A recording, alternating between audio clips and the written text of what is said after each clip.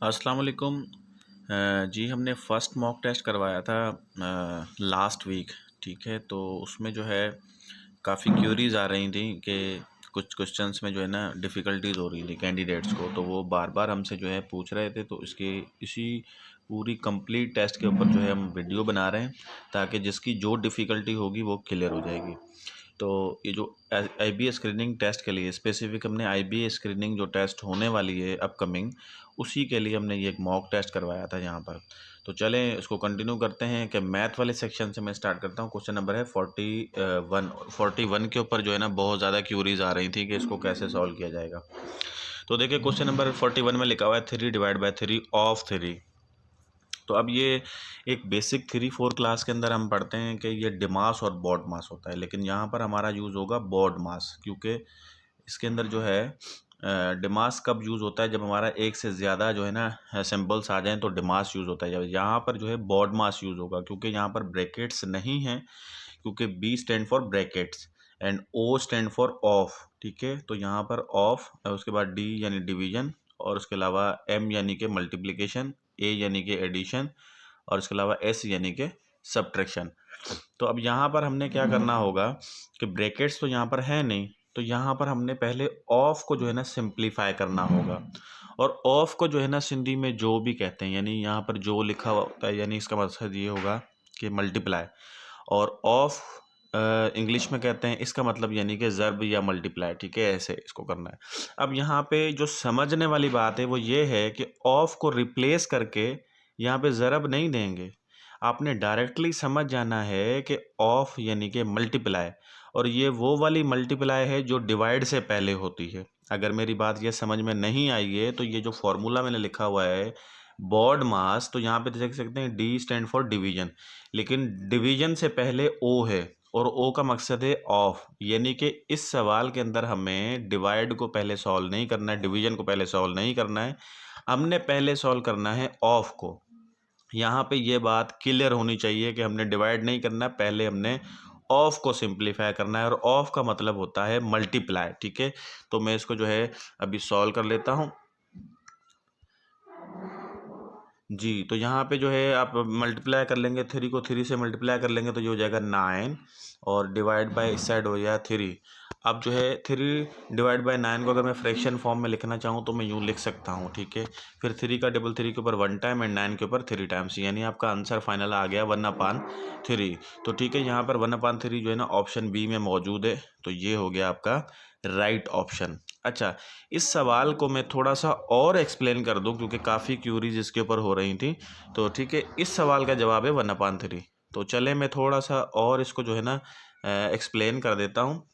अगर यहाँ पे 3 डिवाइड बाय 3 होता और साथ में मल्टीप्लाई बाय 3 होता, तो यहाँ पे इस कंडीशन के अंदर हम मल्टीप्लाई को सॉल्व नहीं करते, क्योंकि यहाँ पे डायरेक्ट मल्टीप्लाई है, और यहाँ पर हमारा यूज़ होता डिमास। ठीक है, यानी यहाँ पे ना बी है ना ओ है, यानी यहाँ ब्रैकेट है ना ऑफ है, तो हमने यहाँ पे क्या करना है, डायरेक्ट पहले डिवाइड को सॉल्व करना है, और डिवाइड जो है वो इन दोनों के दरम्यान है, यानी 3 का डबल 3 के ऊपर 1 टाइम लग जाएगा, और 1 को 3 से मल्टीप्लाई कर देंगे तो 3 आंसर आ जाएगा। यानी अगर यहाँ पर ऑफ की जगह पे मल्टीप्लाई होता तो आंसर हमारा ए में जो ऑप्शन है 3, ये हमारा जो है राइट आंसर होता, लेकिन यहाँ पर ऑफ है, सो दैट्स वाई हमारा आंसर जो है वो 1/3 आएगा। तो देखें, थोड़ी सी जो है चेंजिंग से हमारा आंसर ही चेंज हो जाता है, ये है मैथमेटिक की खासियत। तो चलें 42 क्वेश्चन नंबर पर आते हैं। 42 क्वेश्चन नंबर में लिखा हुआ है कि विच of the following is distributive property, इनमें से डिस्ट्रीब्यूटिव प्रॉपर्टी कौन सी है। तो सबसे पहले तो ना डिस्ट्रीब्यूटिव का पूरा मेरा क्लास आपको अटेंड करना होगा, या पूरी प्रॉपर्टीज या लाज के ऊपर मेरा एक क्लास है, डिटेल्स है। तो यहाँ पे मैं जस्ट आपको सिर्फ डिस्ट्रीब्यूटिव प्रॉपर्टीज बताऊंगा। डिस्ट्रीब्यूटिव प्रॉपर्टीज होती हैं दो किस्म की, एक तो होती है distributive property of multiplication over addition. चलें वो मैं लिख के बताता हूँ कि A multiply by B plus C बराबर होता है A multiply by B plus A multiply by C. ठीक है, ये होती है जो मैंने अभी आपको बताई कि distributive property of multiplication over addition. अच्छा, distributive property of multiplication over subtraction भी होता है, like this A multiply by B minus C, और इसका राइट हैंड साइड हम खुद बना सकते हैं। ए को पहले बी से मल्टीप्लाई करें, A multiply by B, symbol minus की है तो यही माइनस देना है, ए मल्टीप्लाई बाय सी। तो इस प्रॉपर्टी को कहते हैं distributive property of multiplication over subtraction. अब ये प्रॉपर्टीज जो है ना दोनों मेमोराइज करनी चाहिए। और यहाँ पर देखें कि ए में जो मिली हुई है वो शो कर रही है एसोसिएटिव प्रॉपर्टी को, ठीक है। जो बी में हमें मिली हुई है ये डिस्ट्रीब्यूटिव प्रॉपर्टी तो है, लेकिन डिस्ट्रीब्यूटिव प्रॉपर्टी इस साइड एडिशन की सिंबल दी गई है, इस साइड मल्टीप्लिकेशन, इस साइड सब्ट्रैक्शन की दी गई, यानी कि ये बिल्कुल करीब थी डिस्ट्रीब्यूटिव के, लेकिन डिस्ट्रीब्यूटिव के 100% बराबर नहीं थी, ठीक है।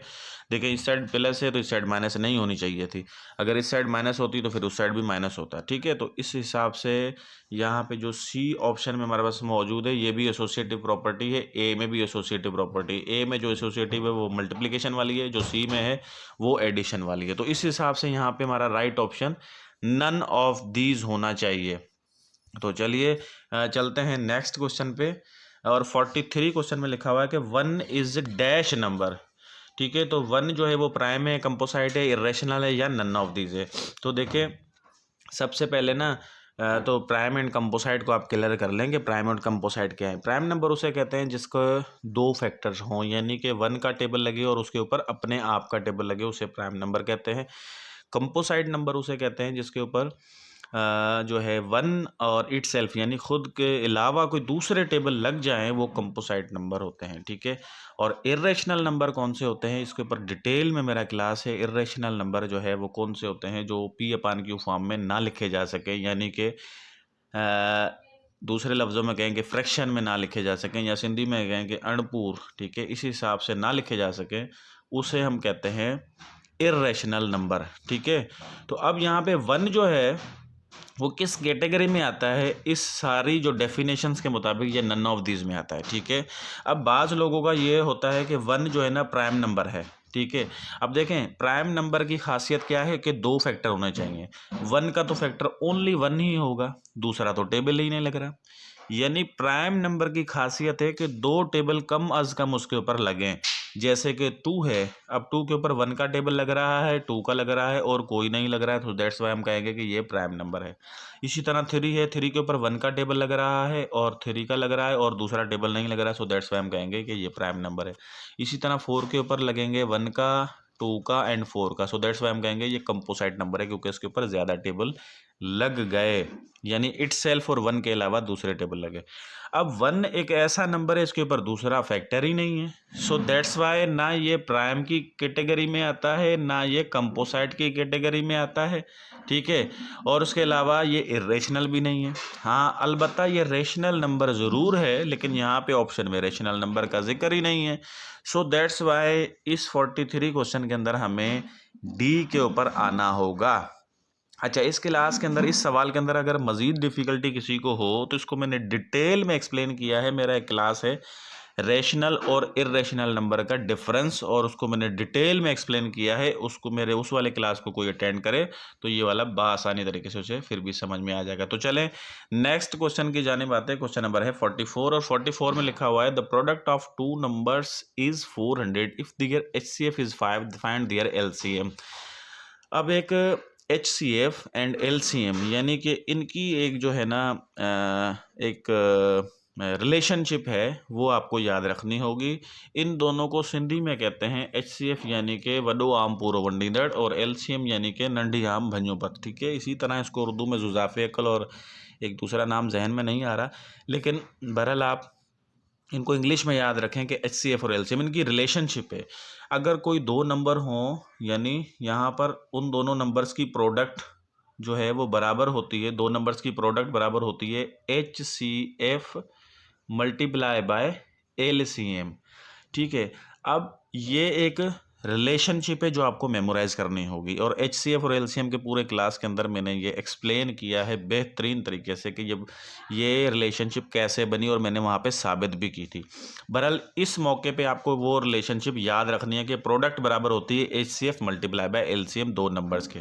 तो बिल्कुल इसी तरह यहाँ पे हमें प्रोडक्ट 2 नंबर की मिली हुई है 400, तो प्रोडक्ट की जगह पे हमने 400 को पुट करना है, और HCF की जगह पे 5 लिखा हुआ है तो 5 पुट करना है, और उसके अलावा LCM की जगह पे जो है वो फाइंड करना है तो एलसीएम को एलसीएम ही लिखेंगे। अब हमने वैल्यू फाइंड करनी है एलसीएम की, देन 5 उस साइड जाएगा तो ये डिवाइड में आ जाएगा, ठीक है। यानी एलसीएम की फाइनल वैल्यू जो है आप निकाल लेंगे, 5 का टेबल 40 के ऊपर 8 टाइम्स एंड ये 0 यहाँ पे आ गया, यानी आपके पास एलसीएम आ गया 80, ठीक है। तो इस के तहत जो है हमने, इस रिलेशनशिप के तहत हमने एलसीएम को बआसानी तरीके से जो है हमने फाइंड कर लिया, ठीक है। अच्छा, अब हम आते हैं यहाँ पे देखें कि 40 जो है ना वो किस 80 जो है वो सी ऑप्शन में मौजूद है, तो हमने सी ऑप्शन को टिक कर लेना है। सो नेक्स्ट आते हैं हम क्वेश्चन नंबर 45 के ऊपर। और 45 इंतहाई मैंने बेसिक चीज़ों में से दिया है कि विच of the following is compound fraction, कि नीचे दिए गए में से कंपाउंड फ्रैक्शन कौन सा है। यानी इसको अगर हम दूसरे लफ्ज़ों में कहें मिक्स फ्रैक्शन भी इसे कह सकते हैं, या सिंधी में इसको हम गडेल अणपुर भी कह सकते हैं, ठीक है। तो यहाँ पे लिखा हुआ है कि नीचे दिए गए में से कौन सा जो है कंपाउंड फ्रैक्शन है। अब दिखने में आप लोगों को सारे कंपाउंड फ्रैक्शन नज़र आ रहे होंगे, जैसे मुझे नज़र आ रहे हैं। ए में लिखा हुआ है 1 होल 7/2, बी में लिखा हुआ है 2 होल 5/2, सी में लिखा हुआ है 3 होल 4/5, 4 होल 3/2 डी में लिखा हुआ है, ठीक है। तो ये चारों ऑप्शन हैं जो कि दिखने में सारे कंपाउंड है, लेकिन दिखने में हैं इनमें से सिर्फ एक कंपाउंड है अकॉर्डिंग टू डेफिनेशन। अब कंपाउंड फ्रैक्शन किसे कहते हैं, ठीक है। कंपाउंड फ्रैक्शन आर, इसका नाम दूसरा होता है मिक्स्ड फ्रैक्शन। मिक्स्ड फ्रैक्शन जो है ना डेफिनेशन के मुताबिक होता है कि होल यानी कुछ मुकम्मल अदद और साथ में इसके होना चाहिए पीएफ, यानी पीएफ का मतलब है कि प्रॉपर फ्रैक्शन। यानी कंपाउंड या मिक्स्ड फ्रैक्शन जो है ना एक कंप्लीट अदद होता है और साथ में प्रॉपर फ्रैक्शन, यानी कि अगर उसको सिंधी में इस लफ्ज़ को हम कहें कि वाजिब अणपुर, ठीक है। प्रॉपर फ्रैक्शन उसे कहते हैं जिसका ऊपर वाला डिजिट यानी कि न्यूमिनेटर छोटा हो और डिनोमिनेटर बड़ा हो, उसे हम प्रॉपर फ्रैक्शन कहते हैं। फ्रैक्शन के 3 किस्म है, प्रॉपर फ्रैक्शन, इम्प्रॉपर फ्रैक्शन और उसके अलावा कंपाउंड फ्रैक्शन, ठीक है। तो प्रॉपर फ्रैक्शन उसे कहते हैं जिसका ऊपर वाला डिजिट छोटा हो, यानी कि मैथमेटिकल लैंग्वेज में उसे न्यूमिनेटर कहते हैं, न्यूमिनेटर छोटा होना चाहिए सिंपली। यानी कि इसकी डेफिनेशन के मुताबिक हो जाएगा 1 होल 2/3 हम कह सकते हैं, क्योंकि ऊपर वाला डिजिट छोटा है, ठीक है। इस डेफिनेशन के मुताबिक आप यहाँ पे देखते जाएं कि सी में जो ऑप्शन है वो लिखा हुआ है 3 होल, यानी एक होल नंबर है और साथ में जो फ्रैक्शन है वो प्रॉपर है, यानी ऊपर वाला डिजिट छोटा है नीचे वाला डिजिट बड़ा है, ठीक है। अच्छा, डी में अगर आप एक दफ़ा देखें 4 होल 3/2, यानी देखें ऊपर वाला डिजिट इसमें फ्रैक्शन में बड़ा है, सो दैट्स वाई ये कंपाउंड फ्रैक्शन नहीं है। उसके अलावा बी ऑप्शन में देखें यहाँ पे 2 होल 5/2 है, तो देखें होल के बाद जो ऊपर वाला नंबर है वो बड़ा है, यानी ये भी कंपाउंड फ्रैक्शन नहीं है। इसी तरह ए में देखें, और ए में जो है देखें ऊपर जो डिजिट लिखा हुआ है न्यूमिनेटर में वो बड़ा है और नीचे वाला छोटा है, ठीक है। अब ये मेरी बातें काफ़ी कैंडिडेट्स को कम समझ में आ रही होंगी, तो इसके ऊपर मैं थोड़ा सा और एक्सप्लेन कर दूं। इसका राइट ऑप्शन तो सी है, ये डन हो गया। इसको मैं थोड़ा सा एक्सप्लेन और कर दूं। जब भी आपके सामने इम्प्रॉपर फ्रैक्शन आता है लाइक दिस के 7/2, इसको जब आप चेंज करते हैं मिक्स्ड में या कंपाउंड में, तो कुछ इस तरह करते हैं कि 7/2 का मतलब ये है कि 7 को ना 2 से डिवाइड करना होगा। 2 का टेबल इसके ऊपर 3 टाइम्स 4 टाइम बढ़ जाएगा, तो 3 टाइम्स लगा लेंगे। अच्छा, ये कहाँ पर लिखा जाता है? होल के अंदर, ठीक है। ये कहाँ पर लिखा जाता है? न्यूमिनेटर के अंदर। और ये जो यहाँ पे जैसे डिवाइड कर रहे हैं ये होता है डिनोमिनेटर के अंदर। अब इसको जब कन्वर्ट करेंगे तो ये कुछ इस तरह कन्वर्ट हो जाएगा 3 होल 1/2। अब देखें इस 7/2 को जब मैंने कन्वर्ट किया तो 3 होल 1/2 आ गया। यानी गौर से देखें, यहाँ पर नंबर जो ऊपर वाला था वो बड़ा था, जैसे ही कन्वर्ट किया तो ऊपर वाला नंबर हमारा हो गया छोटा, नीचे वाला हो गया बड़ा, और उसके साथ होल नंबर आ गया। यानी मिक्स्ड फ्रैक्शन में ऐसा ही होता है कि होल नंबर होता है और साथ में जब दूसरा जो फ्रैक्शन आती है ना, वो फ्रैक्शन में ऊपर वाला डिजिट हमेशा छोटा होता है। अगर वो ऊपर वाला डिजिट छोटा ना हो, इट मीन्स कि ये जो कंपाउंड फ्रैक्शन लिखी गई है दिखने में कंपाउंड आ रही है, लेकिन डेफिनेशन के मुताबिक कंपाउंड फ्रैक्शन नहीं है। तो मैं समझता हूँ कि अब ये क्लियर हो गया होगा सबको। तो चलिए क्वेश्चन नंबर 46 के ऊपर आ जाते हैं। और 46 के अंदर लिखा हुआ है 3 × 18 डिवाइड बाय 3 of 2 प्लस 105 लिखा हुआ है, ठीक है। अब यहाँ पे बॉड मास वाला रूल अप्लाई करेंगे। सबसे पहले ब्रैकेट को सॉल्व कर लेंगे, ठीक है। ब्रैकेट में लिखा हुआ है 18 और 3 को मल्टीप्लाई किया तो ये हो जाएगा 54, ठीक है, 54 डिवाइड बाय 3 ऑफ 2 प्लस 105। ठीक है, अब यहाँ पे फिर एक प्रॉब्लम होगा, सब जो है ना पहले डिवाइड को कर रहे होंगे, लेकिन यहाँ पर हमने ऑफ को सिंप्लीफाई करना है, क्योंकि बोर्ड मास के अंदर पहले होता है बी, और बी का मतलब है ब्रैकेट, फिर उसके बाद होता है ओ, ओ का मतलब होता है ऑफ, और ऑफ यानी कि मल्टीप्लाई।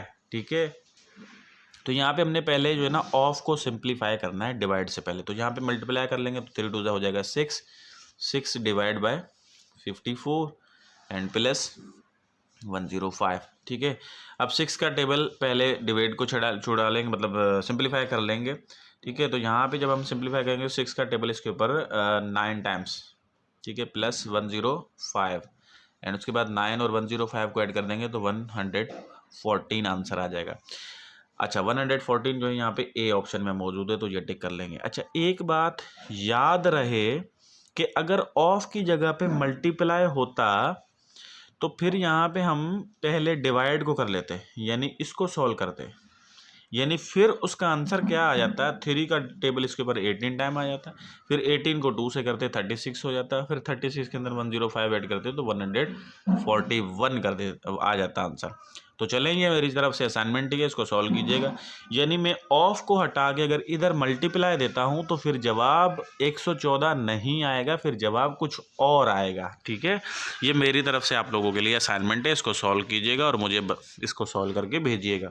तो चलें क्वेश्चन नंबर 47 पर आ जाते हैं, और 47 के अंदर लिखा हुआ है कि which of the following is exactly divisible by 2 3 and 6। नीचे दिए गए में से कौन से जो है एग्जैक्टली 2 3 और 6 के साथ एग्जैक्टली डिवाइड होते हैं। चलें भाई, अब यहाँ पे देखें, ए के अंदर लिखा हुआ है 5,28,000, बल्कि 5,00,000 भी नहीं, 52,82,134। दूसरे में लिखा हुआ है 12,01,360, और तीसरे में लिखा हुआ है 1,45,620। यानी देखें लाखों में हैं, और हमने बताना क्या है कि इनमें से किसी एक नंबर के ऊपर टू का भी लग रहा है टेबल, 3 का भी लग रहा है और 6 का भी लग रहा है। अब होता ऐसा है कि इसको अगर मैन्युअली सॉल्व करेंगे ना, माशाल्लाह आपको जो है ना 15 से 20 मिनट लग जाएंगे एक एक को सॉल्व करने में। अब इसके कुछ रूल्स हैं जिसे टेस्ट डिविजिबिलिटी भी कहा जाता है, यानी बिना डिवाइड किए आपने ये पहचान लेना है कि इसके ऊपर 2 का 3 का और 6 का टेबल लगेगा या नहीं लगेगा। अब इसका ऊपर मेरा अलग से एक पूरा क्लास है टेस्ट डिविजिबिलिटी के ऊपर, जिसके अंदर मैंने ये बताया है कि बिना डिवाइड किए 2 का 3 का 4 का 5 का 6 का एंड 8 9 10 11 12 उसके अलावा 15 एंड 25 इन टेबल्स के शॉर्टकट रूल्स हैं, यानी बिना डिवाइड किए हम देखते ही पहचान जाएं कि इसके ऊपर टेबल लगेगा या नहीं लगेगा। ये अलग क्लास है, पूरा अटेंड करना होगा। लेकिन इस सवाल के अंदर मैं थोड़ा सा एक्सप्लेन ये करूँगा कि जो हमसे पूछा गया है 2 3 6 उसको मैं एक्सप्लेन करूँ। अब भाई 2 का टेबल कैसे पता चलता है, सबसे पहले तो ये है कि ना यूनिट, यानी सिंधी में उसको कहते हैं एको, एक का इकाई उर्दू में, या यूनिट में 0, ठीक है, 2 4 6 8 आ जाए तो समझ जाइए कि 2 का टेबल उस रकम के ऊपर लग जाएगा, चाहे वो रकम लाखों में हो, चाहे करोड़ों में हो, चाहे किस में भी हो, उसका यूनिट देखना होगा कि वो 0 2 4 6 8 के बराबर है या नहीं है, उसका यूनिट ओनली। ठीक है, अच्छा, इस हिसाब से 2 का टेबल ना तीनों पे लग रहा है। ठीक है, देखें, ए में 4 है यानी 2 का टेबल इसको भी लगेगा, बी में 0 है यूनिट में, ठीक है, यानी 2 का टेबल इधर भी लगेगा, यानी सी में 0 है यूनिट में, तो यानी इसको भी लगेगा। चलें भाई, अब हमने चेक करना है कि 3 का रूल क्या है, और 3 का बिना डिवाइड किए हमें कैसे पता चलेगा कि टेबल लगेगा या नहीं लगेगा। तो 3 का रूल यह है कि सिंपली जो नंबर्स है ना उसको आपने सेपरेट करके ऐड कर देना है और देखना है कि जवाब क्या आ रहा है। अब यहाँ देखें, यहाँ पे लिखा हुआ है 5, इसको अलग करते जाएं, 2 प्लस 8 प्लस फिर 2 प्लस फिर 1 प्लस फिर 3 प्लस फिर 4, तो अब आप इसको ऐड कर लें, यानी ये सारे नंबर्स को मैंने अलग अलग किया और ऐड करना है। 5 और 2 हो गया 7, 7 और 8 हो गया 15, 15 और 2 17, 17 और 1 18, 18 और 3 18 और 3 जो है 21, 21 और 4 हो गया 26। तो देखें 26 के ऊपर 3 का टेबल नहीं लगता। इसका मतलब ये है कि इसको जो है ना 3 का टेबल नहीं लगेगा। ठीक है, इट मीन्स कि ये तो हमारी दौड़ से बाहर हो गया ना ए वाला ऑप्शन, क्योंकि इसके ऊपर 2 का लग रहा है 3 का नहीं लग रहा है, तो इसको निकाल देंगे बाहर। ठीक है, अच्छा अब हम आते हैं बी में। बी के ऊपर 3 का टेबल देखना है, यानी इसके भी अलग अलग कर लें। 1 2 plus 0 plus 1 plus 3 plus 6 plus 0। अब इसको ऐड करके देख लें। 1 और 2 हो गया, 3 और 1 हो गया, फिर 4 और 3 4 और 3 7, 7 और 6 हो गया 13। यानी 13 के ऊपर भी टेबल नहीं लगेगा 3 का। इट मीन्स ये भी 3 के ऊपर 3 का टेबल इसके ऊपर नहीं लग रहा है, इसको भी निकाल देंगे। बाकी बचा हमारे पास सी। अच्छा भाई, सी के अंदर जो है हमारे पास क्या लिखा हुआ है, 1 4 6 2। तो इसको भी आप लिखते जाएं, 1 + 4 + 5 + 6 + 2 + 0 = इसको ऐड कर लें। 4 और 1 हो गया 5, 5 और 5 10, 10 और 6 16 और 2 18। यानी 18 के ऊपर 2 का टेबल 3 का सॉरी लग रहा है। इट मीन्स कि इसको 3 एग्जैक्टली डिवाइड कर जाएगा। यानी जो सी में जो है ना वो 2 का टेबल भी लग रहा है और 3 का भी लग रहा है। अच्छा, 6 का रूल ये कहता है कि जिस भी रकम के ऊपर, जिस भी नंबर के ऊपर 2 का टेबल लग जाए, 3 का टेबल यानी 2 का टेबल एंड 3 का टेबल लग जाए, तो 6 का ऑटोमेटिकली लग जाता है।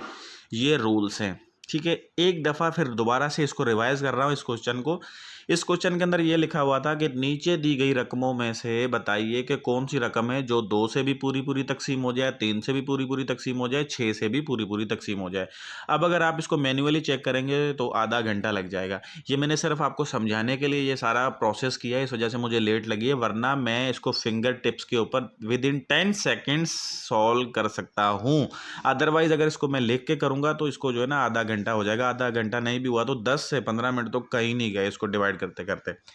अच्छा, रूल्स ये हैं कि 2 का रूल ये कहता है कि जब यूनिट में 0 2 4 6 8 आ जाए तो 2 का टेबल लग जाता है। अगर 3 का चेक करना हो तो नंबर को सेपरेट करके ऐड कर लें और उसको चेक कर लें। दूसरी बात ये कि 6 का रूल ये है कि जिसके ऊपर भी 2 का टेबल लग जाए, 3 का लग जाए, तो उसके ऊपर ऑटोमेटिकली 6 का टेबल लग जाता है। तो चलिए नेक्स्ट आ जाते हैं 48 क्वेश्चन पे। और 48 में लिखा हुआ है कि 5 square can be written as. भाई 5 का स्क्वायर का मकसद होता है कि 5 को 2 दफ़ा लिखें और 2 दफ़ा उसको मल्टीप्लाई करें। यानी यहाँ पे सिंपली ये पूछा गया कि 5 स्क्वायर को कैसे लिख सकते हैं। ये होता है 5 × 5। अब इसके अंदर कुछ सादे लोग ऐसे होते हैं, कैंडिडेट्स होते हैं कि 5 स्क्वायर को 5 को 2 से मल्टीप्लाई कर दिया ऐसे लिख देते हैं। काफ़ी 5 का स्क्वायर यानी 2 × 5। ये नहीं होना चाहिए। ये बेसिक चीज़ें याद रखनी चाहिए। जिसके ऊपर जितना पावर हो उसको उतनी दफ़ा लिख के मल्टीप्लाई करना होता है। अच्छा, अगर आपसे पूछा जाए कि 5 के ऊपर 2 है या 2 के ऊपर 5 है, क्या ये दोनों बराबर हैं आपस में? ठीक है, अगर आपसे ये भी पूछा जाए, लेट सपोज है ऐसी बात पूछी जाए, ये आपस में बराबर नहीं है। पहली बात तो ये, ठीक है। दूसरी बात यह कि इसकी वैल्यू क्या आनी चाहिए और इसकी वैल्यू क्या आनी चाहिए। 5 का स्क्वायर का मकसद है 5 × 5, यानी ये 25 के बराबर होगा। 2 के ऊपर 5 का मकसद है कि 2 को 5 दफ़ा लिखें और मल्टीप्लाई करें। ठीक है, ये 5 दफ़ा लिख लिया, मल्टीप्लाई कर लें तो 2 2 4, 4 2 8, 8 2 16 एंड 16 2 32। यानी देखें 2 के ऊपर 5 है पावर तो ये 32 के बराबर है, 5 के ऊपर 2 पावर है तो ये 25 के बराबर है। ये बातें छोटी छोटी मेमोराइज या दिमाग में बिठा लेनी चाहिए। ये रूल्स हैं कुछ एक्सपोनेंट्स के, और ये मैंने क्लास के अंदर भी अच्छे से एक्सप्लेन किए हुए हैं। अच्छा चलें भाई, उसके बाद हम आ जाते हैं prime factorisation of 1024 can be written in index notation. भाई 1024 को जो है ना इंडेक्स नोटेशन यानी कि पावर फॉर्म में, एक्सपोनेंट फॉर्म में लिखना है। सिंपली आपने करना क्या है, 1024 को जो है ना 2 का टेबल लगाते जाना, इसके फैक्टर निकालने हैं। 2 का टेबल लगेगा 512 दफ़ा, फिर 2 का टेबल लगेगा 256 दफ़ा, फिर 2 का टेबल लगेगा 128 दफ़ा, फिर इसके ऊपर 2 का टेबल जो है ना 64 दफ़ा लग जाएगा, फिर 2 का टेबल जो है इसके ऊपर 32 दफ़ा लग जाएगा, फिर 2 का टेबल इसके ऊपर 16 दफ़ा, फिर 2 का टेबल इसके ऊपर 8 दफ़ा, फिर 2 का टेबल जो है इसके ऊपर 4 दफ़ा, फिर 2 का टेबल 2 दफ़ा, फिर 2 का टेबल 1 दफ़ा, फिर 2 का टेबल नहीं लगेगा, आखिर में जब 1 आ गया इसको छोड़ देंगे। अब आप देखेंगे ये फैक्टर कितने हुए, 2 जो है ना 1 2 3 4 5 6 7 8 9 10, यानी 2 जो है वो 10 दफ़ा जो है ना बराबर है, यानी कि इसके जो फैक्टर्स निकले 2 10 दफ़ा लिखना पड़ेगा, तभी वो 1024 के बराबर होगा। यानी इसको इंडेक्स फॉर्म में लिखना चाहें तो 2 पावर 10 लिखेंगे, यानी एक्सपोनेंशियल फॉर्म में। इसके फैक्टर्स निकाल लिए, उसको सिंपली मैंने एक्सपोनेंट फॉर्म में किया तो ये 2 पावर 10 आ गया। ठीक है, तो चलें भाई, उसके बाद हम आते हैं क्वेश्चन नंबर 50 के ऊपर। अब क्वेश्चन नंबर 50 में ये पूछा जा रहा है कि what should be added to. अब यहाँ पे ये 10101010 जो लिखा हुआ है ये बेसिकली बाइनरी नंबर नहीं है। देखने वाला ये समझेगा कि ये बाइनरी नंबर है, लेकिन बाइनरी नंबर के साथ इधर छोटा सा 2 लिखा जाता है तभी जो है वो बाइनरी होता है, अदरवाइज बाइनरी नहीं होता। तो इसको हम यहाँ से काउंट कर लेते हैं कि ये रकम है कौन सी। इसकी जो है, अब ये जो रकम है ये है 1 करोड़ 1 लाख और 1010। ठीक है, ये रकम ये है। अब ये कह रहा है कि इसके अंदर क्या ऐड होना चाहिए कि ये 3 से ना पूरा पूरा डिवाइड हो जाए। इसका मतलब ये हुआ कि ये 3 से ना पूरी पूरी तकसीम नहीं होगी, इसके अंदर कुछ ना कुछ ऐड होगा तभी ये पूरी पूरी जो है ना तकसीम हो जाएगा। अब इसका एक मैन्युअली मेथड ये है कि आप इस पूरे को जो है ना डिवाइड कर लें 3 के साथ, नीचे जो आपके पास रिमाइंडर आ जाए ना वो समझ जाना कि वो इसके अंदर रकम के अंदर ऐड होना चाहिए। एक तो मेथड ये है नंबर 1। अच्छा, नंबर 2, अगर आप रूल्स और रेगुलेशंस और शॉर्टकट चीज़ों पे आना चाहते हैं और टाइम बचाना चाहते हैं तो वो ये है कि आप इनको ऐड करें, नंबर्स को सेपरेट सेपरेट करके ना ऐड करें। यहाँ पे लिखा हुआ है 1 + 0 + 1 + 0 + 1 + 0, ऐसे आप करते जाएं और फिर देखें आपके पास आंसर आ रहा है 1 1 1 1, यानी ये 4 दफ़ा 1 है, यानी यहाँ पर हमने लिख लिया, हाँ 4 आ गया। ठीक है, हमारे पास 4 आ गया। देखिए 4 के ऊपर ना 3 का टेबल एग्जैक्टली कब लगेगा, जब इसके अंदर और क्या ऐड करें। देखिए 4 के ऊपर 3 का टेबल ना एग्जैक्टली नहीं लगेगा, इसके अंदर क्या इतना नंबर आप सोच लें कि क्या कम हो रहा है, इसके अंदर क्या ऐड करेंगे 3 का टेबल एग्जैक्टली लग जाए। इसके अंदर अगर हम 2 ऐड कर लें, कॉमन सेंस से 2 ऐड कर लें तो ये हो जाएगा 6, तो 6 के ऊपर 3 का टेबल एग्जैक्टली लग जाएगा। इट मीन्स कि इस रकम के अंदर हमें 2 ऐड कर लेना चाहिए। ठीक है, अगर ये मेरी जो शॉर्टकट चीज़ है या शॉर्टकट जो रूल है वो ना समझ में आए तो बराए मेहरबानी आप प्रोसेस के साथ उसको सॉल्व करें, जो मैंने आपको पहले थोड़ी देर बताया है, इससे पहले जो बताया है। ठीक है, ये रूल ये है कि आप इसको ऐड कर लें, 3 का टेबल नहीं लग रहा तो यहाँ पे जो कम हो रहा है नंबर, यानी इसके अंदर जो ऐड करना है वो आप यहाँ पे चेक कर सकते हैं। यहाँ पे 2 ऐड करना है तो यहाँ पे 2 ऐड कर लिया, 6 हो गया। ठीक है, अब यहाँ पे देखें कि बी ऑप्शन में, तो क्वेश्चन नंबर 51 पर आ जाते हैं। क्वेश्चन नंबर 51 में लिखा है all are prime numbers except, सारे नीचे दिए गए में से प्राइम नंबर्स हैं एक के अलावा। ठीक है, तो नीचे में से ना आप देख सकते हैं किसी के ऊपर भी टेबल नहीं लग रहा। दूसरा प्राइम नंबर तो उसे कहते हैं ना जैसे 1 का टेबल लग रहे और इटसेल्फ यानी अपना खुद का लगे। तो यहाँ पे 91 एक ऐसा नंबर है जो प्राइम नहीं है, और हमसे सवाल में भी यही पूछा जा रहा है कि प्राइम नंबर सारे प्राइम है एक के अलावा, तो वो बी है। अब बी 91 के ऊपर 13 का टेबल लग रहा है। अब यहाँ पे चीज़ें ये हैं कि आपको टेबल कितने अच्छे से याद हैं। अगर मेमोराइज हैं तो कंपोजिट एंड प्राइम नंबर को आप बासानी तरीके से अलग कर सकते हैं, अदरवाइज़ टेबल सही नहीं याद तो आपका ये सवाल आराम से गलत हो जाएगा। आप 2 को टिक कर लेंगे, लेकिन यहाँ पे राइट ऑप्शन जो है ना वो बी है। ठीक है, अच्छा 91 के अलावा जो बाकी ऑप्शन है ना, 2 है, 71 है और 97 है, इनके ऊपर और टेबल नहीं लग रहा है। इसके ऊपर सिर्फ अपने आप का लगेगा और 1 का लगेगा, यानी बाकी सारे प्राइम नंबर है। 91 एक ऐसा है जो प्राइम नंबर नहीं है। तो चलें उसके बाद आते हैं 52 के ऊपर, और 52 के अंदर लिखा हुआ है कि विच of the following is composite number, नीचे दिए गए में से कौन सा कंपोसाइट नंबर है। तो यहाँ पे जो है ना सी ऑप्शन में जो है वो कंपोसाइट नंबर है, बाकी सारे दोनों में प्राइम नंबर है। ठीक है, अब ये कैसे है देखें, मुझे रूल याद है तो मैं रूल के साथ विद इन 2 सेकेंड मैंने ये कर लिया कि अगर मैं इसके ऊपर देखें 2 का टेबल नहीं लग रहा है लेकिन इसके ऊपर 3 का टेबल लग रहा है, और 3 का रूल ये है कि नंबर अलग अलग करके ऐड करें, 1 और 1 ऐड करें तो ये हो गया 3, और 3 के ऊपर 3 का टेबल लग रहा है, इट मीन्स 111 को 3 का टेबल लग जाएगा। अच्छा भाई, एक बात यहाँ पे याद रखें कि ये रूल है सिर्फ चेक करने के लिए। इसका ये मतलब नहीं है कि 3 का टेबल 111 के ऊपर एक दफ़ा लगेगा। ये सिर्फ बिना डिवाइड किए मैंने चेक किया है कि 3 का टेबल लगेगा। चले मैं यहाँ पे इसको थोड़ा सा एक्सप्लेन करके आपको ये बता देता हूँ कि 111 के ऊपर मैंने चेक किया ना कि लग जाएगा। चले मैं आपको बता के मतलब करके दिखाता हूँ कि 3 का टेबल इसके ऊपर वाकई लगेगा। 3 का टेबल 11 के ऊपर लगा लें तो 3 दफ़ा लगेगा 9, ये 2 आ गया और माइनस किया तो ये 1 उतार के यहाँ पे लिखा, फिर 3 का टेबल इसके ऊपर 7 टाइम्स, यानी रिमाइंडर हमारा 0 आ गया। इट मीन्स के 3 ने इसको कंप्लीट मतलब एग्जैक्टली डिवाइड किया।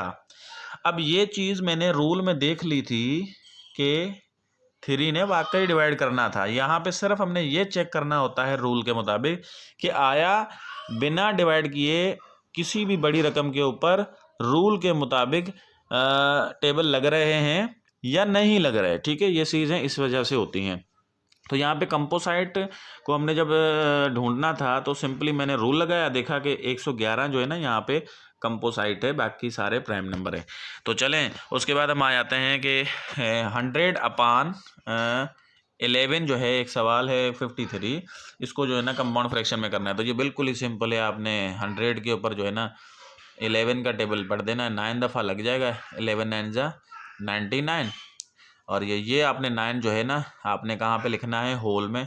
ठीक है, ये होल में लिख लिया, और ये जो नीचे है ये न्यूमिनेटर में लिखना है, और ये जो जिससे डिवाइड किया है इसको अपने डिनोमिनेटर में लिखना है 11 को। ठीक है, तो ये 9 होल 1 अपान 11, यानी ये रहा आपके पास राइट ऑप्शन, सी में मौजूद है, तो आपने ये टिक कर लेना है।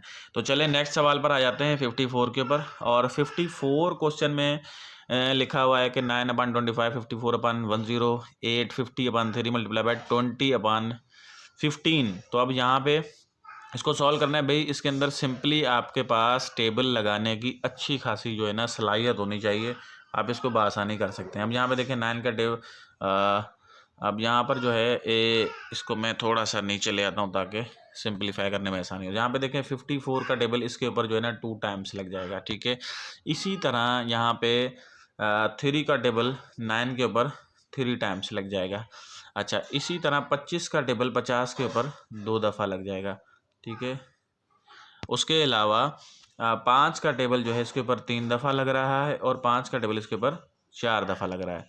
अच्छा, इसी तरह ये 3 इस 3 में कट गया, उसके अलावा ये 2 इस 2 में कट गया, यानी फाइनल आंसर आ गया 4, यानी सिंप्लीफाई करते करते 4 आंसर आ गया।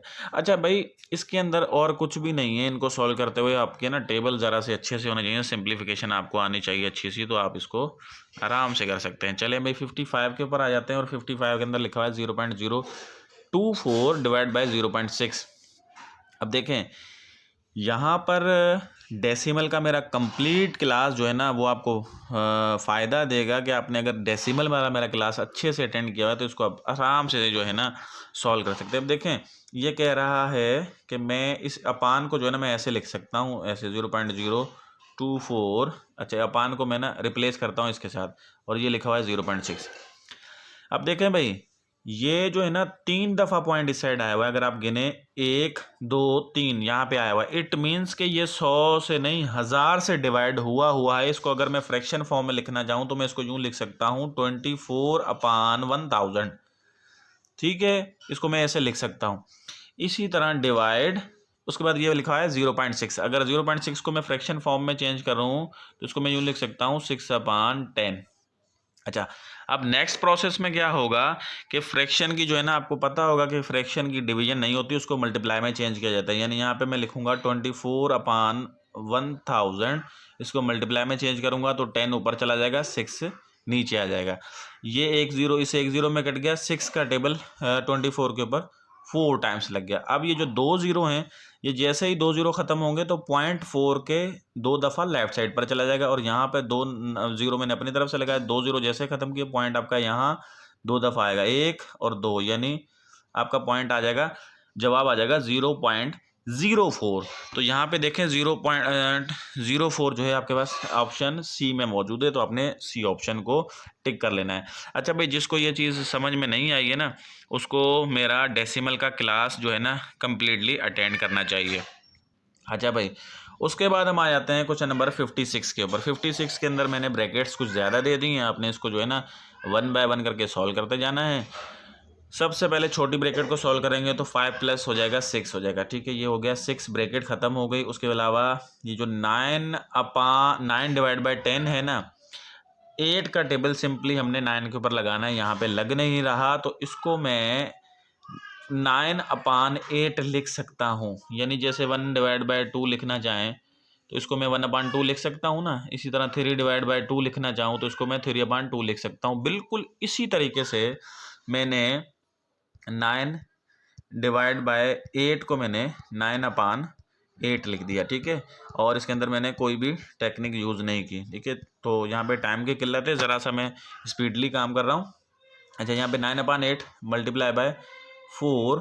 अब ये ब्रैकेट बंद है ना, मिडिल ब्रैकेट, ठीक है। ये बीच में साइडों पे मैंने बड़ी ब्रैकेट लगा दी, साथ में जो भी नंबर्स हैं वो मैंने साथ साथ लिख दिए, ठीक है। अच्छा, अब क्या हुआ, सिंपली मैंने 9 डिवाइड बाई 8 को जो है ना फ्रैक्शन फॉर्म में लिखा है, बाकी सारा कुछ वही किया है जो प्रोसेस के तहत होना चाहिए। अब 4 का टेबल 8 के ऊपर देखें 2 दफ़ा लग जाएगा, 2 का टेबल 6 के ऊपर जो है वो 3 टाइम लग जाएगा। अब 9 को 3 से मल्टीप्लाई कर देंगे तो ये हो जाएगा 27। अच्छा, ब्रैकेट के बाहर जो है वो माइनस का 2 लिखा हुआ है, उसके बाद एक बड़ी ब्रैकेट है, उसके बाहर लिखा हुआ है 2। अच्छा भाई, अब यहाँ पे क्या होगा, बाहर -2 है, अंदर 27 है। ये -2 और 27 मल्टीप्लाई हो जाएंगे तो ये हो जाएगा माइनस का 54, क्योंकि प्लस इंटू माइनस माइनस, और 2 और 27 54 आंसर आ जाएगा। ब्रैकेट मिडिल ख़त्म हो जाएगी क्योंकि फाइनल आंसर आ गया है। उसके बाद 2 और 54 को जब हम माइनस करेंगे तो ये इसके साथ मल्टीप्लाई होने के बाद प्लस इंटू माइनस माइनस आ जाएगा, और 54 को 2 से मल्टीप्लाई करेंगे तो 108 आ जाएगा। अच्छा भाई, इस सवाल के ऊपर मुझे बहुत ज़्यादा क्यूरीज आई थी, और बहुत ज़्यादा इस सवाल के ऊपर इवन इतना कहा जा रहा था कि मेरा सवाल ही गलत है या मेरा आंसर ही गलत है। तो देखें भाई, मैंने इसको एक्सप्लेन भी किया है, मैंने इसको सॉल्व भी किया है। इसके अंदर सिर्फ और सिर्फ ट्रिक थी यहाँ पर जो समझने वाली बात है, और मैंने यहाँ पे जोर भी दिया है कि यहाँ पे मैंने 5 और +1 किया है, 6 हो गया। 9 डिवाइड बाई 8 को मैंने फ्रैक्शन फॉर्म में कर लिया, वो इस वजह से किया क्योंकि 8 का टेबल तो 9 पे लग नहीं रहा था पूरा पूरा। जैसे ही मैंने फ्रैक्शन फॉर्म में किया तो ये कट गए सारे नंबर्स, और आपका फाइनल आंसर 108 माइनस वाला आ गया, और ये राइट ऑप्शन सी में मौजूद है। तो उम्मीद करता हूँ कि ये क्वेश्चन क्लियर हुआ होगा आपको। अच्छा भाई, 57 के अंदर लिखा हुआ है कि फिल इन दी ब्लैंक्स, इसको फिल इन दी ब्लैंक्स करें। यानी इसके अंदर जो है ना, ये एक प्रॉपर्टी है distributive property of multiplication over subtraction, ठीक है। उस प्रॉपर्टी के तहत इसको ना फिल करना है। अब सबसे पहले ना ये प्रॉपर्टी आपको सामने लिखी होनी चाहिए, मैं लिख देता हूँ यहाँ पे। a multiply by b minus C बराबर होता है a multiply by b minus a multiply by C. तो अब ये प्रॉपर्टी अगर आपके सामने याद है तो आप यहाँ पे दे सकते हैं कि ये a की जगह पे है, ये 13 जो है b की जगह पे, यानी यहाँ पे जो जो गायब है ना वो c गायब है, और राइट साइड पर ये a है, यहाँ पे b गायब है, ठीक है। यानी यहाँ पर जो b गिवन है 13, यानी यहाँ पे वो आना चाहिए 13, ठीक है। एक फिल इन दी ब्लैंक्स मिल गया। अच्छा, उसके बाद यहाँ पे जो ये वाला है ये किसके बराबर है, a के, और ये जो है 5 जो है वो c के बराबर है। अब ये सारी चीज़ें मैंने नीचे प्रॉपर्टी देख रहे हैं ना, इस प्रॉपर्टी से कर रहा हूँ। अब यहाँ पे जो हमें नंबर गायब है वो है सी वाला, जो कि सी वाला नंबर हमें यहाँ पे राइट साइड पर गिवन है 5, तो यहाँ पे हमने 5 पुट कर दिया। यानी fill in the blanks by using distributive property हमें मिल गए 2 ब्लैंक्स, कौन से, 5 और 13। और 5 और 13 यहाँ पे देखें ऑप्शन सी में मौजूद है, तो ऑप्शन सी को टिक कर लेंगे, ठीक है। इसके अंदर भाई कुछ भी नहीं है, सिंपली आपने डिस्ट्रीब्यूटिव प्रॉपर्टी को यहाँ पे लिखना है, उसके साथ कंपेयर करना है कि जो नंबर गायब है वो राइट साइड पे मौजूद है, जो नंबर राइट साइड पे गायब है वो नंबर लेफ्ट साइड पर मौजूद है। सिंपली ब्लैंक्स के अंदर वो चीज़ें पुट कर देनी है। अच्छा भाई, उसके बाद हम आ जाते हैं which of the following is irrational number, नीचे दिए गयों में से इर्रेशनल नंबर कौन सा है। अब आपका दिमाग चकरा जाएगा कि सारे नंबर आपको इर्रेशनल नज़र आ रहे होंगे, लेकिन नीचे दिए गए में से एक है इर्रेशनल, बाकी इर्रेशनल नहीं है। अमूमन ये होता है कि जो नॉन टर्मिनेटिंग होते हैं, चलते चले जाते हैं, हमारे जहन में होता है कि वो इर्रेशनल नंबर है, लेकिन ऐसा नहीं है। डेसिमल, अब रेशनल और इरेशनल को मैंने अपनी क्लास के अंदर एक्सप्लेन किया था कि इरेशनल और रेशनल नंबर का डिफरेंस क्या है, और इसके एग्जांपल्स के साथ मैंने किया था। अब यहाँ पे सिर्फ मैं इतना बताऊंगा पॉइंट्स और डेसिमल वाली चीज़ें। भाई पॉइंट के बाद अगर नंबर ख़त्म हो जाए लाइक दिस 1.25 तो ये रेशनल है। पॉइंट के बाद जितने भी नंबर ऐसे ख़त्म हो जाएं, यानी टर्मिनेटिंग जितने भी हैं ऐसे 0.3, तो ये यानी रेशनल है, ठीक है। अच्छा, पॉइंट के बाद अगर कोई नंबर सेम चलना शुरू हो जाए 1 1 1 1 1 और उसके बाद चलता चला जाए, यानी ये भी रेशनल है, ठीक है। अच्छा, पॉइंट के बाद एक एक एक नंबर दो रिपीट होते जाएं, जैसे 0 पॉइंट यहाँ पे ऑप्शन बी में मौजूद है ना, 1 2 1 2 1 2 1 2, यानी एक मतलब दो नंबर रिपीट हो रहे हैं 1 2 1 2 1 2, ये भी रेशनल है। अच्छा, पॉइंट के बाद अगर नंबर भी रिपीट ना हो, कोई सीरीज भी रिपीट ना हो और रैंडमली चलना शुरू हो जाए, तो उसे कहते हैं इरेशनल नंबर। लाइक दिस सी में जो मौजूद है ना, पॉइंट के बाद आप देखें नंबर जो है ना रिपीट हो रहा है, ना आपकी कोई सीरीज़ रिपीट हो रही है, तो ये रैंडमली चलना शुरू हो गया, इट मीन्स ये इरेशनल नंबर है। आप इसको वेरीफाई कर सकते हैं, ये इसका राइट ऑप्शन है। लेकिन आपको नज़र ऐसा आ रहा होगा जैसे ए भी इरेशनल है, बी भी इरेशनल है, लेकिन यहाँ पे एग्जैक्टली हमारा जवाब जो है ना वो सी आना चाहिए। अच्छा भाई, क्वेश्चन नंबर 59 पर आ जाते हैं, और क्वेश्चन नंबर 59 में लिखा हुआ है कि 101.1001 मल्टीप्लाई बाय 1000। अब सिंपली यहाँ पे देखें कि 1000 को ज़रब करना है डेसिमल वाली रकम के साथ। यहाँ पे आप ना अगर आप मैन्युअली मल्टीप्लाई करें तो ये बहुत प्रोसेस होगा, 2 मिनट लगेंगे आपको निकालने में। अगर आप इसको शॉर्टकट देख लें तो शॉर्टकट ये से होगा कि 1000 के अंदर है 3 ज़ीरो है, यानी 3 दफ़ा पॉइंट आपका ना राइट साइड पर चला जाएगा। ये रूल है, मतलब शॉर्टकट चीज़ें हैं जो आपको फ़ायदा दे सकती हैं टेस्टों में, वरना बिना किसी मल्टीप्लाई किए आपका जवाब आ जाएगा। यानी ये 3 ज़ीरो है ना, तो 3 दफ़ा पॉइंट आपका राइट साइड पर जाएगा। अच्छा, बिलफर्ज यहाँ पे डिवाइड होता तो 3 दफ़ा पॉइंट आपका लेफ़्ट साइड पर चला जाता है। बस ये पॉइंट आपने नोट कर लेना है। यहाँ पे मल्टीप्लाई है 2 नंबर्स के बीच में, और एक जो है रकम आपकी पॉइंट वाली है, दूसरी रकम जो है आपकी 10 वाली है, 100 वाली है, 1000 वाली है, तो आपको मल्टीप्लाई करने की ज़रूरत नहीं है। जस्ट पॉइंट को आपने उठा के राइट साइड पर ले जाना है जितने ज़ीरो होंगे, ठीक है। लेकिन एक बात याद रहे, बीच में मल्टीप्लाई होना चाहिए, तभी पॉइंट आपका राइट साइड जाएगा। लेफ़्ट साइड पर तब जाएगा जब बीच में डिवीजन होगी। तो चलें, 3 दफ़ा अब आप पॉइंट को लेके जाएंगे, यानी 1 2 3, यानी आपके पास आंसर आना चाहिए बी में जो है ना ये। अच्छा, उसके बाद हम आ जाते हैं क्वेश्चन नंबर 60। यहाँ पे ये पूछा जा रहा है कि ये फिगर जो है ना वो कौन से फ्रैक्शन को शो कर रही है। अब देखें, ये इसके ऊपर मेरा डिटेल में एक क्लास भी हुआ है, लेकिन मैं यहाँ पे भी समझा देता हूँ। ये देखें, इस फिगर के हैं टोटल 4 टुकड़े, यानी नीचे आ जाएंगे डिनोमिनेटर में 4। उसके अलावा फील्ड देखें कितने कलर्ड यानी शेडेड 3 हैं, तो ये हो गए 3 ऊपर। पहले तो इस फिगर का मतलब ये है कि 3/4 नंबर 1 बात। नंबर 2 बात ये है कि वो फ्रैक्शन जिसके अंदर ऊपर वाला डिजिट छोटा हो उसे प्रॉपर फ्रैक्शन कहते हैं, और सिंधी में इसको वाजिबनपुर।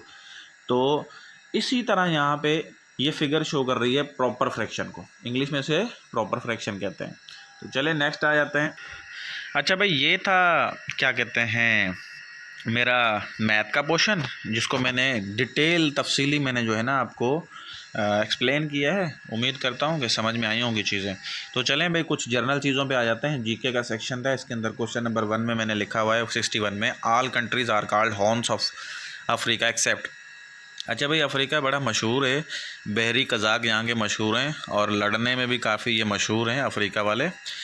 तो अफ्रीका के 4 कंट्रीज़ ऐसे हैं जिसको हॉर्न्स ऑफ अफ्रीका कहा जाता है। हॉर्न्स यानी कि ये सींग होते हैं ना, जैसे बकरे के सींग या किसी जानवर के सींग होते हैं, और सींग का काम क्या होता है, यानी ये लड़ने के लिए काम में आते हैं ना, ऐसे किसी दूसरे जानवर को मारने के लिए। तो बिल्कुल इसी तरह ये कंट्रीज़ थोड़े से मशहूर हैं इन लड़ाइयों में और तशद्दुद कार्रवाइयों में। बहरी कज़ाक भी इनके मशहूर हैं।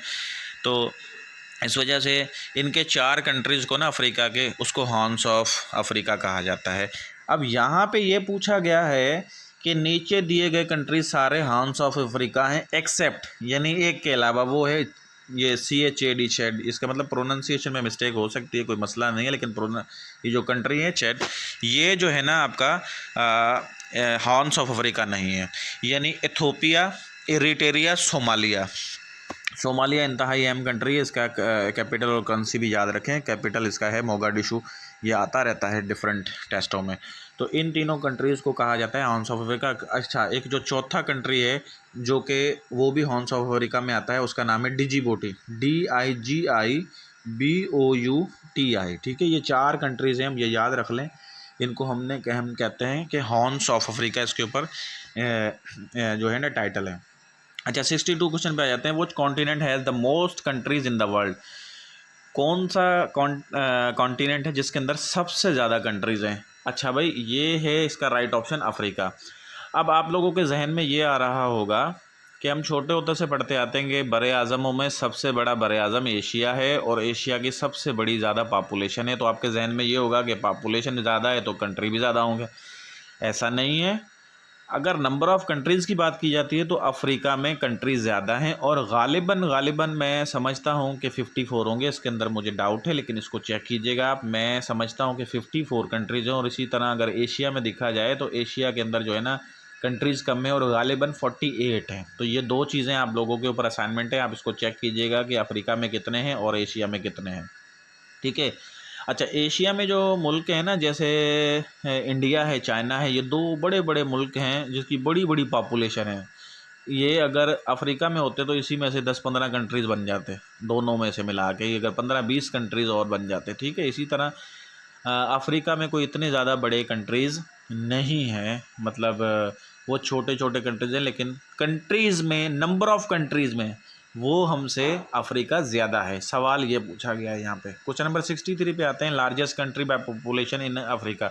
अच्छा भाई, दुनिया में सबसे बड़ा कंट्री जो है ना वो तो चाइना है बाय पॉपुलेशन वाइज, लेकिन अफ्रीका का यहाँ पे हमने जो है ना पहली टेस्ट करवाई है तो हमने अफ्रीका जनरल नॉलेज में पढ़ाया था। तो यहाँ पे जो है ना अफ्रीका में सबसे बड़ा जो है पॉपुलेशन वाइज है नाइजेरिया। ठीक है। अच्छा, नाइजीरिया की एक मज़हबी तंजीम है बोको हराम, जो कि अलकायदा के साथ अपने आप को जो है ना कहलवाती है कि हम अलकायदा की ब्रांच हैं। ये बड़ी मशहूर है और इसके सवाल भी काफ़ी दफ़ा करंट अफेयर्स और जीके वगैरह में आते रहते हैं। ठीक है, बोको हराम। एंड नेक्स्ट आते हैं 64 क्वेश्चन पे, the length of Nile river. अच्छा भाई, नील रिवर दुनिया की सबसे लॉन्गेस्ट रिवर है जो कि इजिप्ट के अंदर है। उसको गिफ्ट ऑफ द नील भी कहा जाता है इजिप्ट को। और उसके अलावा इसकी लेंथ है 6670 किलोमीटर्स। ये मोस्ट इम्पॉर्टेंट रिवर है, इसकी सारी चीज़ें आप लोगों ने याद रखनी है। अच्छा, इसकी हमारे नोट्सों में भी हैं। उसके अलावा मैंने इसके ऊपर पूरा डिटेल में क्लास भी चलाया था, वहाँ से भी इसको मेमोराइज़ करने की कोशिश कीजिए। Largest country bye Africa, by area in Africa. अच्छा, अफ्रीका का जो है ना एरिया वाइज सबसे बड़ा कंट्री जो है वो है अल्जेरिया। ठीक है, अल्जेरिया सबसे बड़ा कंट्री है। उसके बाद आते हैं कुछ करंट अफेयर पे। Who is the current president of Interpol. अच्छा भाई, ये इंटरपोल जो है ना इंटरनेशनल पुलिस एक ऑर्गेनाइजेशन है, यानी इंटरनेशनल एक है।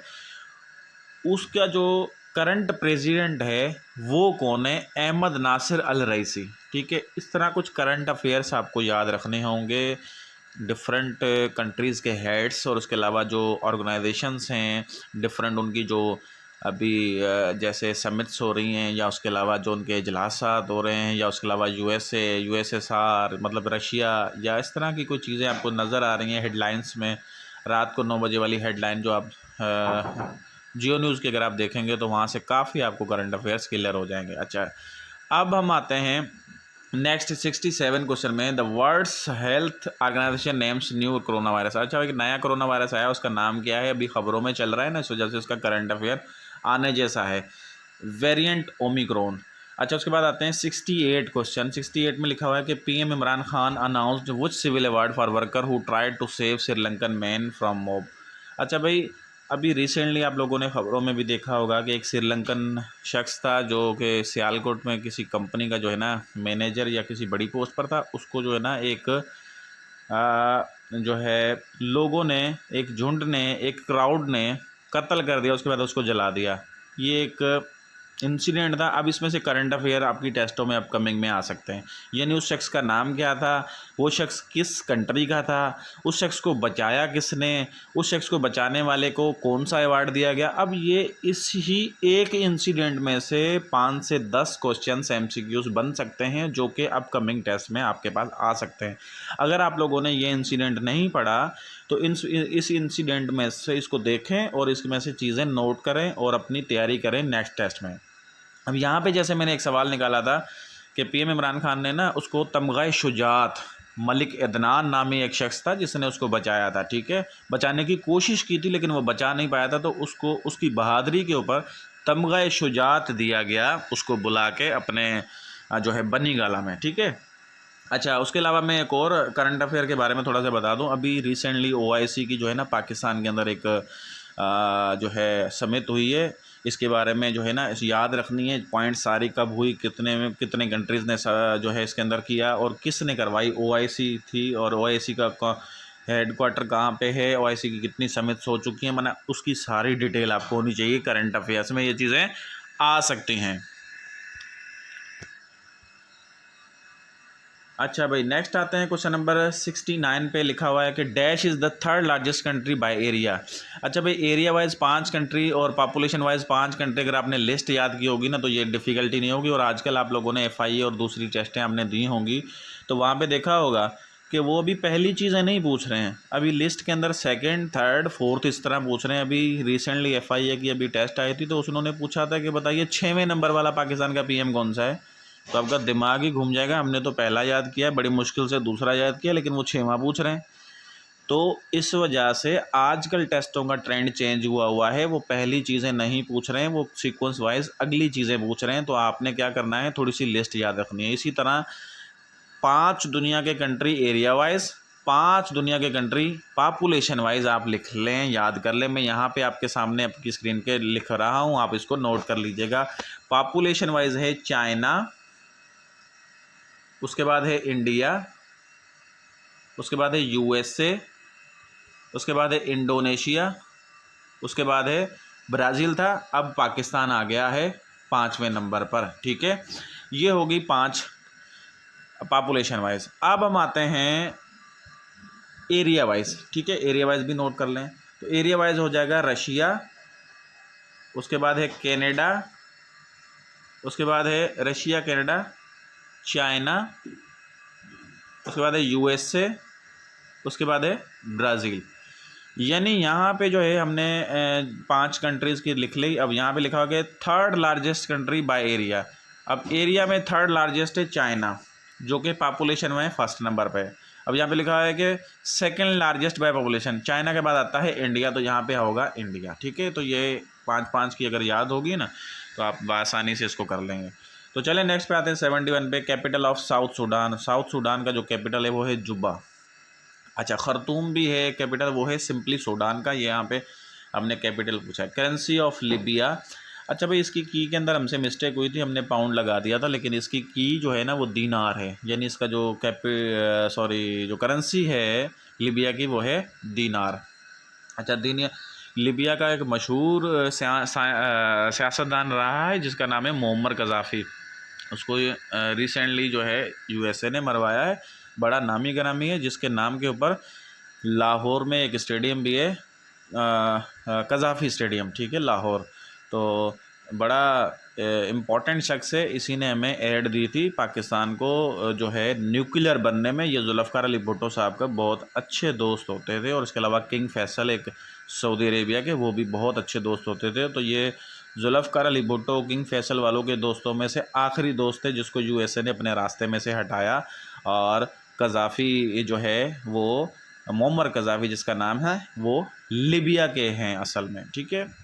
तो चलें कंटिन्यू करते हैं 73 क्वेश्चन पे। Which of the following is single landlock country. अच्छा, सिंगल लैंडलॉक सबसे पहले तो किसे कहते हैं, वो कंट्री जिसको चारों तरफ से ना ज़मीन हो, उसको पानी ना लगे, उसे कहते हैं लैंडलॉक कंट्री।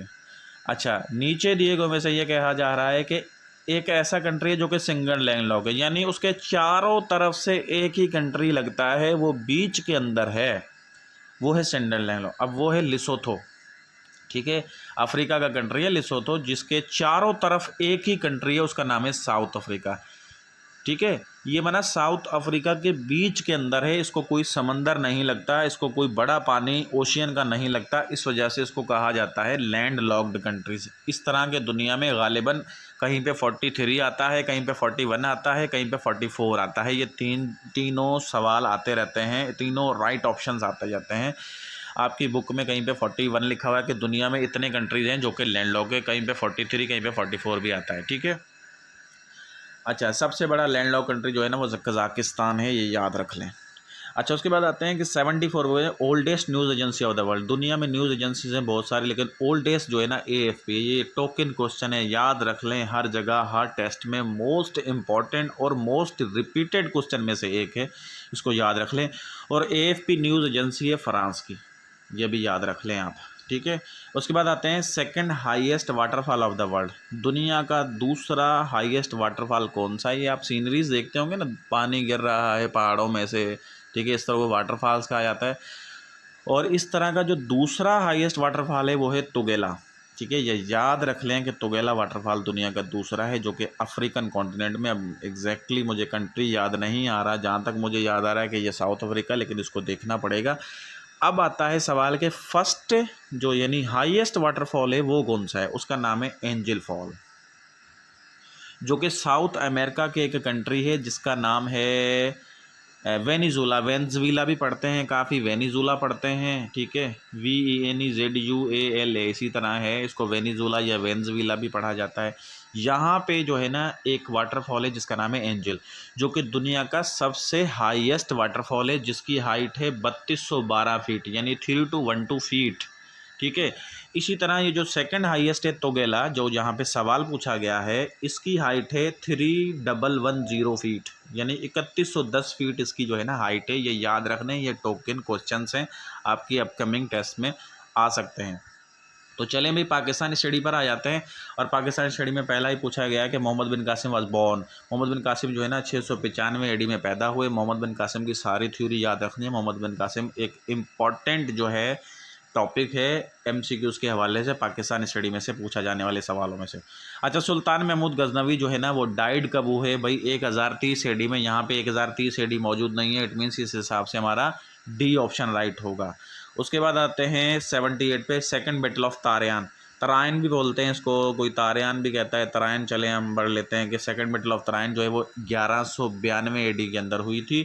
अच्छा, सेकंड बैटल ऑफ तारयान से पहले फर्स्ट बैटल होती है जो कि 1191 में होती है, और ये होती किनके बीच में है? पृथ्वीराज चौहान होते हैं, एक इंडियन किंग, मशहूर किंग हैं, उनके साथ मोहम्मद गौरी एक मुसलमान किंग हैं, जो कि पहले जो है मुस्लिम किंग हैं, जिसे कहा जाता है कि इंडिया का पहला मुस्लिम किंग जिसने नॉर्थ इंडिया को जो है ना जो है फतह किया था, वो है गौरी, मोहम्मद गौरी।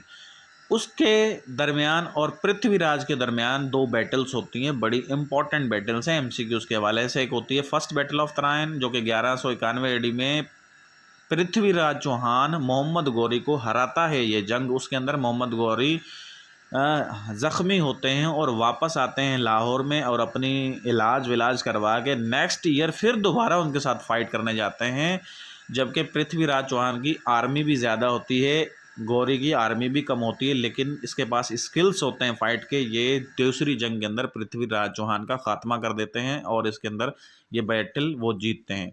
तो ये दो इम्पॉर्टेंट बैटल्स हैं, बड़ी ख़ास हैं ये दोनों। अच्छा, उसके बाद आते हैं दिल्ली सल्तनत में एक औरत रही है, इस क्या कहते हैं, सुल्तान दिल्ली की। ठीक है, दिल्ली के जितने भी सुल्तान हैं उसमें से एक फ़ीमेल है जो कि दिल्ली सल्तनत पे राज किया है, उसका नाम है रज़िया सुल्ताना। ठीक है। अच्छा, दिल्ली सल्तनत जो है वो 1206 AD से शुरू होती है और 1526 AD तक चलती है। दिल्ली सल्तनत के अंदर मुख्तलिफ हुकूमतें आती हैं, जिसमें सबसे पहले होती है स्लेव डायनेस्टी। दिल्ली सल्तनत का फाउंडर जो है वो है कुतुबुद्दीन ऐबक, और लास्ट में जो है ना लोधी डायनेस्टी चलती है, और गालिबन इब्राहिम लोधी जो है ना इसके लास्ट जो है रूलर हैं। उसके बाद फिर मुग़ल रूल आ जाता है सब कॉन्टिनेंट में, ठीक है। तो ये इंपॉर्टेंट एमसीक्यूज हैं, ये इसको याद रखना है। अच्छा, इस 1206 से लेके 1526 एडी तक जो मुख्तलिफ जो है डायनेस्टीज आती हैं, उनके अंदर सिर्फ एक औरत हुक्मरान होती है, उसका नाम है रज़िया सुल्ताना, जो कि दिल्ली सल्तनत में जो है ना ओनली फीमेल रूलर हैं। ये याद रखना है, एमसीक्यू से ऐसे ही आते हैं। क्वेश्चन नंबर 80 में लिखा हुआ है कि पीरियड ऑफ दिल्ली सल्तनत। अच्छा, ये मैंने ऊपर पहले ही बता दिया, 1206 से लेके 1526 एडी तक जो है ना दिल्ली सल्तनत का जो है वो ईयर है, ठीक है। उसके बाद आते हैं हम इस्लामियात के ऊपर। अब भाई इस्लामियात का क्वेश्चन नंबर 81 है। इसके अंदर लिखा हुआ है कि टाइटल ऑफ हज़रत दाऊद अलैहिस्सलाम, हज़रत दाऊद अलैहिस्सलाम का टाइटल जो है ना वो नजीबुल्ला है, ठीक है। अच्छा, यहाँ पे एक टाइटल मैंने लिखा हुआ है नजीउल्ला और दूसरी लिखा हुआ है नजीबुल्ला, तो हज़रत दाऊद अलैहिस्सलाम का टाइटल है नजीबुल्ला।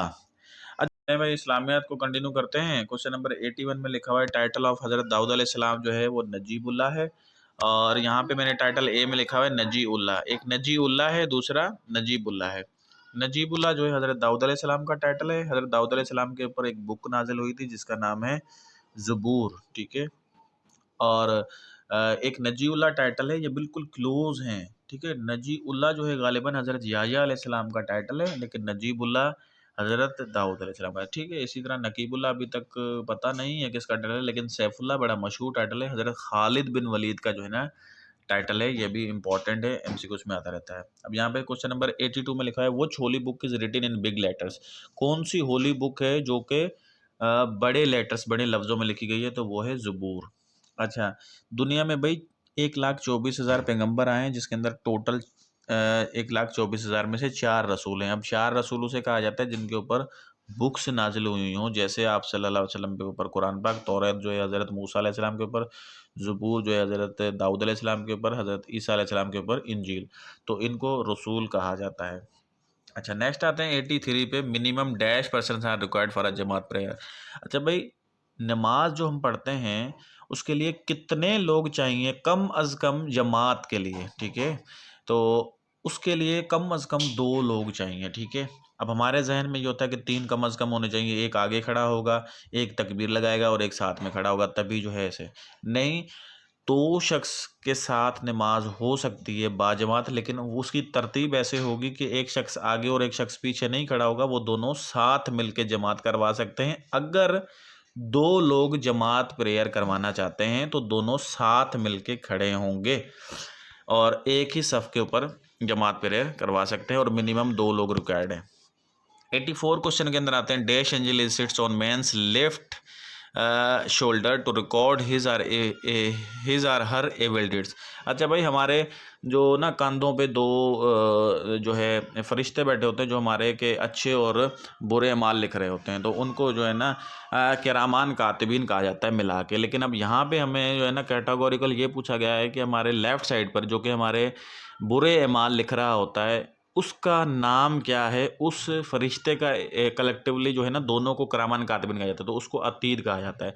इसी तरह रकीब उसको कहा जाता है जो राइट शोल्डर पर बैठा होता है हमारे फरिश्ता, जो हमारे अच्छे नामा अमाल लिख रहा होता है, ठीक है। और यहाँ पर आ जाते हैं 85 क्वेश्चन के ऊपर। To sit straight in Salat is called.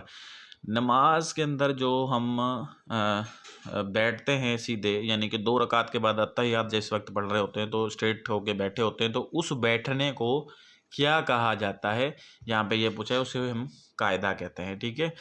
तो ये थे इस्लामियत के पोर्शन में से कुछ क्वेश्चंस, और अब हम उसके बाद आ जाते हैं कंप्यूटर। तो कंप्यूटर में 86 क्वेश्चन है, और 86 में लिखा गया all are system softwares except. सारे जो हैं सिस्टम सॉफ्टवेयर हैं एक के अलावा। तो यहाँ पे देखें विंडो भी जो है कौन सा है, यहाँ पे देखें विंडो भी जो है वो सिस्टम सॉफ्टवेयर है। सिस्टम सॉफ्टवेयर बेसिकली उसे कहा जाता है जो कंप्यूटर को सारे को चला रहा होता है, कंप्यूटर की सारी चीज़ें मेन जो है हैंडल्स कर रहा होता है, और उसके अलावा मेन फंक्शन आपके कर रहा होता है, ठीक है। अच्छा, डॉस डिस्क ऑपरेटिंग सिस्टम, ये भी जो है ना एक किस्म की विंडो ही है, और ये भी सिस्टम सॉफ्टवेयर ही है ये। उसके बाद आते हैं सी में एंटीवायरस। अच्छा भाई, एंटीवायरस भी एक किस्म का सिस्टम सॉफ्टवेयर ही है, क्योंकि ये आपके जितने भी कंप्यूटर के अंदर वायरसेस आ रहे होते हैं या कोई चीज़ आ रही होती है, तो आपको उसी वक्त अलार्म करके बता रहा था कि आपके कंप्यूटर में फ़लानी वायरस आ गया है, उसको स्कैन कर लें। यूएसबी जैसे लगाएंगे उसी वक्त आपको अलार्म बजेगा कि यूएसबी को स्कैन करें, इसके अंदर वायरस है। तो एंटीवायरस भी एक किस्म का सिस्टम सॉफ्टवेयर भी है। अच्छा, इसके अलावा आपके पास जो लैंग्वेज ट्रांसलेटर होते हैं ना कंप्यूटर में, जैसे कि आपको पता है कि कंप्यूटर जो है ना हमारी ज़ुबान नहीं समझता, कंप्यूटर बाइनरी लैंग्वेज समझता है। तो कंप्यूटर के अंदर लैंग्वेज ट्रांसलेटर होते हैं जो कि हमारी लैंग्वेज को उसके अंदर ट्रांसलेट करते हैं, फिर उसके बाद दोबारा ट्रांसलेट करके हमें मॉनिटर के अंदर दिखाते हैं।